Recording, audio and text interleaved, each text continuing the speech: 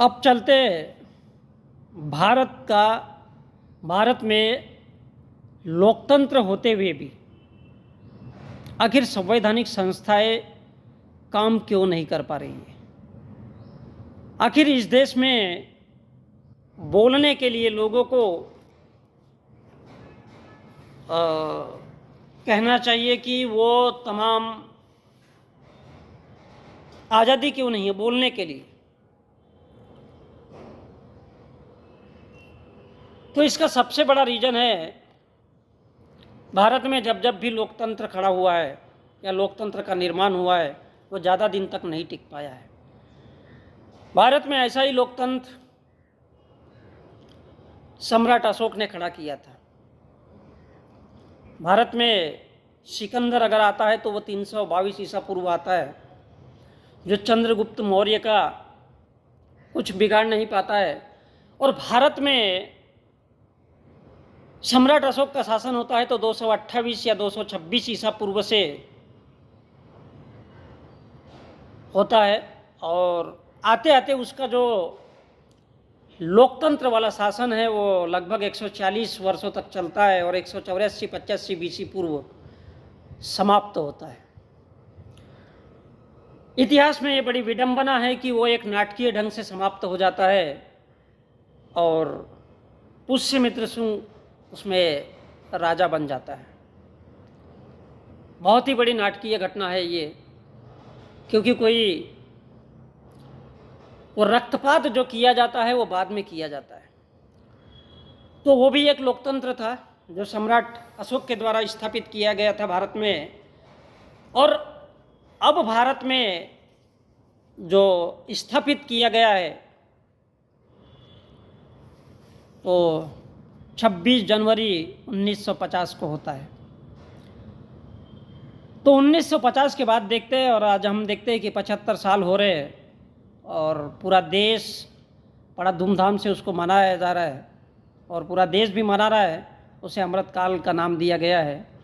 तो भारत में जब जब भी लोकतंत्र का निर्माण हुआ है उसके बाद ब्राह्मणवादी व्यवस्था ही हावी होती है।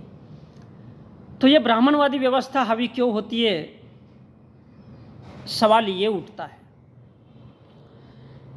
तो इसका सबसे बड़ा रीजन है झूठ का बोलबाला।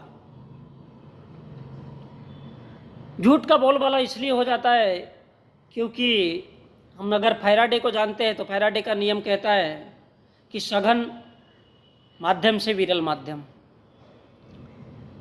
साइंटिस्ट की बात कर रहा हूँ। अगर हम प्रकाश के परावर्तन को लेते हैं नियम को, तो वो भी कहता है कि वो भी सघन माध्यम से विरल माध्यम। यानी अगर फैराडे के नियम को लेते हैं तो फैराडे का नियम कहता है कि उच्च दबाव क्षेत्र से कम दबाव क्षेत्र की ओर, निम्न दबाव क्षेत्र की ओर हवा का तेज बहाव होता है। तो इसका अर्थ ये है कि यदि झूठ का प्रचार कर दिया जाए तो वो बड़ा आसानी से और बहुत जल्दी होता है, क्योंकि झूठ बहुत अच्छी तरह से बिकता है। और हम इसमें इस सिद्धांत को हम कहीं पर भी देख सकते हैं, क्योंकि ये लुभावना होता है, ये बहुत लुभावना होता है। और इंसान की प्रवृत्ति होती है कि जहाँ उसको सरल स्वभाव से कुछ भी दिखने लगे उस चीज़ को वो बहुत ज़्यादा पसंद करता है। उसमें चाहे कितनी भी बड़ी बुराई हो उसको पता ही नहीं चल पाता है। तो हम देखते हैं कि भारत का लोकतंत्र जो है, भारत का जो संविधान है वो बहुत ही लचीला है। आप उसको चाहे जिस दिशा में मोड़ दो वो मुड़ता हुआ चला जाएगा। यदि भारत की सुप्रीम कोर्ट को लेते तो उसमें भी बैठे हुए इंसान हैं। अब भारत का संविधान तो एक लिखित है, लेकिन अगर सुप्रीम कोर्ट को लेते तो उसमें भी इंसान बैठे हुए, किसी बिल्डिंग का नाम तो सुप्रीम कोर्ट नहीं हो सकता, या अकेले उसमें जो बैठे हुए जज है उनसे तो सुप्रीम कोर्ट नहीं बनता है। भवन भी है, उसमें उनके नियम कानून भी है, जिसको बैठ करके वो लोग डंडा ठोकते हैं और हथौड़ा ठोकते हैं। तो इन सबको मिला करके बनता है, एक यूनिट है। होता यह है कि अगर कोई जज किसी बात को लेकर के फैसला देता है और उसे डराया धमकाया जाए तो वो साइलेंट हो जाता है और बोल देता है कि इस देश का कानून है जो है, अब जो इस देश का कानून है वो अमीरों के हाथ में चला गया और अब इस देश के गरीब के लिए कुछ नहीं है। तो इसी प्रकार धीरे धीरे भारत की तमाम संवैधानिक संस्थाएं, वो चाहे कितनी भी स्वतंत्र हो और कहने के लिए स्वतंत्र हो, लेकिन जब उसमें उन विचारों का ही प्रधानमंत्री अगर बैठ जाए जो ये चाहे कि ये काम ही नहीं करना चाहिए और अगर काम करे तो हमारे अनुसार करना चाहिए, तो आप कुछ नहीं कर सकते। क्योंकि जिनके हाथ में सत्ता होती है, पुलिस पावर प्रशासन सारा उनके हाथ में होता है और वो जिस दिशा में इशारा करते हैं उस दिशा में उसे मोड़ दिया जाता है। इसलिए मैंने एग्जाम्पल दिया, फैराडे का रूल कहता है कि उच्च दबाव से निम्न दबाव की ओर वायु का प्रवाह होता है और सघन माध्यम से अगर प्रकाश के नियम को देखा जाए तो प्रकाश का नियम कहता है कि सघन माध्यम से विरल माध्यम में प्रकाश बड़ा जल्दी प्रवेश करता है, क्योंकि वो सॉलिड है और वो सॉलिड में से अगर आता है और नीचे में विरल माध्यम है, कमज़ोर माध्यम है, तो वो उस पर हावी हो जाता है। तो आज भारत में सबसे ज़्यादा जो धर्म का सहारा लिया गया है, तो धर्म में तो इंसान अंधा भी होता है, पागल भी हो जाता है और उसके लिए मरने मिटने को हमेशा तैयार होता है। और विशेषकर जब उनको पैसा दिया जाए उसी काम के लिए तो वो उसको नौकरी समझ करके बड़ा आसानी से करते रहता है। और मैं नहीं समझता हूँ कि इस देश में तमाम जितने भी इस देश के जो माँ बाप है या पेरेंट्स है वो अपने बच्चे को ये मना नहीं करते कि ये चीज़ गलत है, क्योंकि ये चीज़ उनको भी पता नहीं है। ये चीज़ उनको भी पता नहीं है कि इसका वास्तव में अर्थ क्या है, और जब उनको ही पता नहीं होगा तो क्या कर पाएंगे। और इसलिए भारत की जो तमाम संस्थाएं जिन पे दबाव डाल करके, चाहे वो चुनाव आयोग हो, वो भी दबाव में चल रहा है। वो स्वतंत्र रूप से नहीं बोल सकता है कि भारत में बैलेट पेपर से चुनाव होने चाहिए। स्वतंत्र रूप से भारत की कोई भी संस्था नहीं बोल सकती। आज जो भारत में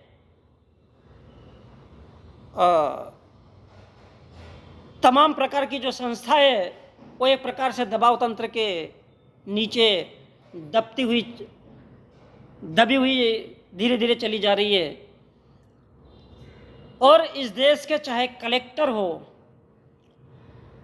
चाहे इस देश के प्रशासनिक पुलिस जो अधीक्षक है, उस पोस्ट पर बैठने वाले लोग हैं, वो लोग भी आजकल उन्होंने लोगों ने भी सोचना छोड़ दिया है और ये सारे के सारे मिल करके उसी तंत्र के लिए काम कर रहे हैं, क्योंकि उनको नौकरी करना है। और नौकरी में हमेशा इंसान चाहे कितना भी टैलेंटेड हो या कितना भी पावरफुल हो, होता तो वो गुलाम ही है सरकार का। क्योंकि भारत का जो संविधान है और भारत का जो स्ट्रक्चर है वो ऐसा ही है। और इस वजह से वो सारे के सारे दबाव में आकर के ये सब फैसला लेते हैं और सरकार के माहौल में ढलते चले जा रहे हैं। इसमें भारत की कितनी भी, चाहे सुप्रीम कोर्ट हो, चाहे पुलिस प्रशासन हो, ईडी हो, आईडी हो, भारत के जितने भी छोटे से लेकर के बड़े तंत्र है, जो संस्थाएं हैं, वो सरकार के अधीन हो चुकी है। हमें कहने को बताया जाता है कि भारत का सुप्रीम कोर्ट तो एक अपने आप में स्वतंत्र इकाई है, लेकिन जब वहीं से आवाज़ आए तो समझ लो कि भारत का जो संविधान है या भारत का जो लोकतंत्र है वो वास्तव में खतरे में है। और ये चिंता की बात है। और ऐसा इसलिए होता है कि ब्राह्मणवाद कोई भी तरीका अपनाता है उसके लिए, ये और कुछ नहीं है। ये हिंदूवाद या ब्राह्मणवाद या उग्र राष्ट्रवाद जो आज भारत में चल रहा है, और किस तरह से इस देश के लोगों को झूठ झपट बोल करके उसमें बहकावे में लिया जाता है, और उसके लिए आज तकरीबन 25 करोड़ लोग इसी के लिए काम कर रहे हैं। कितनी भी महंगाई बढ़ेगी तो लोगों को महसूस नहीं होना है। ठीक उस प्रकार जिस प्रकार धरती अपने ही धुरी पर घूमती है, लेकिन भारत मतलब पूरे दुनिया के लोगों को महसूस नहीं होता। वो इसलिए महसूस नहीं होता क्योंकि उसका भार इसके भार में बहुत नगण्य है। और इसलिए इंसानों को, जानवरों को, जितने भी तमाम धरती पर लोग हैं, उनको, वन्य जीव प्राणियों को या फिर मनुष्य को इसलिए पता नहीं चलता है क्योंकि उनका भार इनके भार की तुलना में मतलब शून्य के बराबर है। तो धरती घूमती है, इस बात का आभास नहीं होता। ठीक इसी प्रकार धर्म में इंसान अंधा होकर कभी सोच नहीं सकता है। और यही वजह है कि धीरे धीरे उन पर दबाव डाल करके, एक तरफ भीड़ तंत्र खड़ा करके, या अगर वो कुछ आंदोलन करने की कोशिश करे, जैसा हम देख रहे हैं कि कुछ बीच बीच में थोड़े थोड़े लोग अगर खड़े हो जाते हैं तो उनके ऊपर पानी की बौछार की जाती है, उनके ऊपर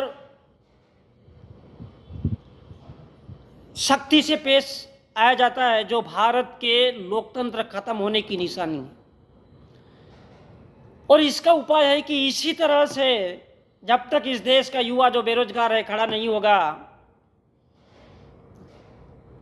जब तक इस देश का किसान अपने लिए खड़ा नहीं होगा, या जब तक इस देश का हर नागरिक जो भारत के संविधान को समझता है अगर खड़ा नहीं होगा, तो धीरे धीरे करके उनको भी जेल में डाला जाएगा और धीरे धीरे करके जेलों में उनकी हत्या की जाएगी और भारत के लोकतंत्र को पूरी तरह से समाप्त किया जाएगा। ये कोई बड़ी चीज़ नहीं है।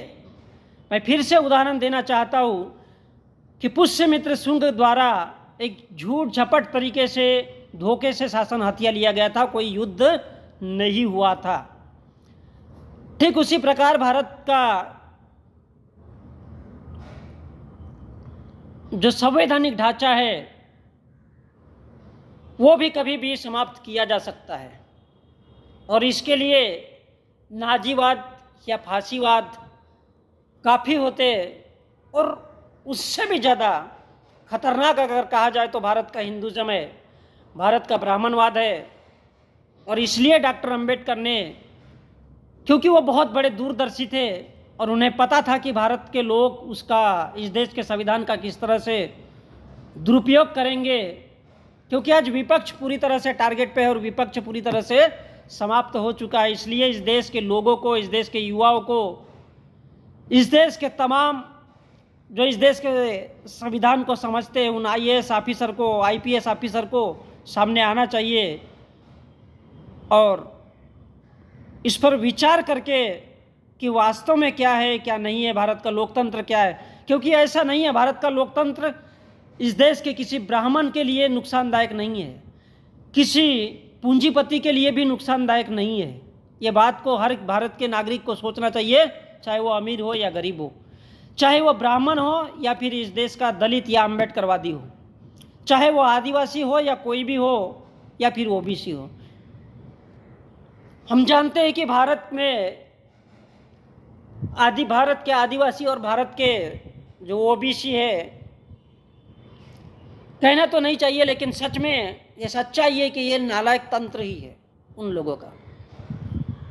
वो कभी भी शिक्षा की तरफ मुड़ना नहीं चाहते, और ये आज़ादी के 75 सालों में भी अपने आप को नहीं समझ पाया है इस देश का ओबीसी कि वो वास्तव में इंसान है या जानवर है। उसमें ढेर सारे इंजीनियर है, डॉक्टर है, पढ़े लिखे और भी तमाम तरह के वकील है, लेकिन वो आज तक अपने आप को नहीं समझ पाए कि उनको किस चीज़ की ज़रूरत है। और इसलिए भारत का संविधान बनाते वक्त डॉक्टर अंबेडकर ने बहुत सारी चीज़ों की सावधानियाँ रखी है इस देश के संविधान के लिए, मैं धीरे धीरे इसका भी जिक्र करता रहूँगा समय समय पर। और मैं तो किसी भी प्रकार के संस्थान से जुड़ा हुआ नहीं हूँ, लेकिन फिर भी मैं बोलना चाहता हूँ। तो इसी के साथ जय भीम, जय भारत, जय संविधान।